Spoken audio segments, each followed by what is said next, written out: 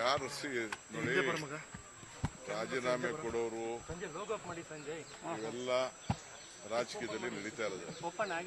ರಾಜೀನಾಮೆ ಕೊಡೋರ ಬಗ್ಗೆ ಯಾರು ತಡೆಯಕ್ಕಾಗಲ್ಲ. ಪಾರ್ಟಿ ಬೇಕು, ಅವ್ರಿಗೂ ಭವಿಷ್ಯ ಬೇಕು ಅಂತಂದ್ರೆ ಪಕ್ಷ ಇದ್ರೆ ಇದು.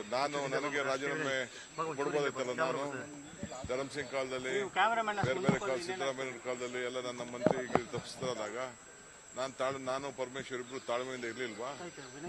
ನಿನ್ನೆ ಯಾರು ಹೇಳಿಲ್ವಾ? ನಾನು ವೀರೇಂದ್ರ ಪಾಟೀಲ್ ಕಾಲದಲ್ಲಿ ಬಂಗಾರಪ್ಪನವ್ರಿಗೆ ಕೊಟ್ಟಿರ್ಲಿಲ್ಲ, ಖರ್ಗೆ ಸಾಹೇಬ್ರಿಗೆ ಕೊಟ್ಟಿರ್ಲಿಲ್ಲ, ಧರ್ಮಸಿಂಗ್ಗೆ ಕೊಟ್ಟಿರ್ಲಿಲ್ಲ, ಅವರೆಲ್ಲ ಚೀಫ್ ಮಿನಿಸ್ಟರ್ ಆಗಲಿಲ್ವಾ?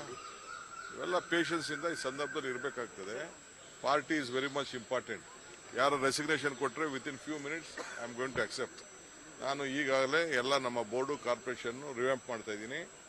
ಎಲ್ಲ ನಮ್ಮ ಆಗಲೇ ಟೈಮ್ ಆಯ್ತು.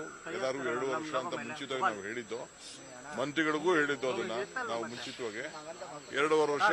ಈಗ ಎಲ್ಲರೂ ಕೂಡ ನಾನು ರೆಸಿಗ್ನೇಷನ್ ಸಬ್ಮಿಟ್ ಮಾಡಿ ಅಂತ ಅಂದ್ಬಿಟ್ಟು ಬೋರ್ಡ್ ಕಾರ್ಪೊರೇಷನ್ಗೆ ಫಸ್ಟ್ ನಮ್ಮ ವರ್ಕರ್ಸ್ಗೆ ಹೇಳ್ತೀನಿ. ವರ್ಕರ್ಸ್ ಎಲ್ಲ ಫಸ್ಟ್ ಫಿಲ್ಅಪ್ ಮಾಡ್ತೀನಿ. ಆಮೇಲೆ MLAs ನ ಕರೆದು ಒಬ್ಬೊಬ್ಬರನ್ನೇ ಮಾತಾಡ್ತೀನಿ.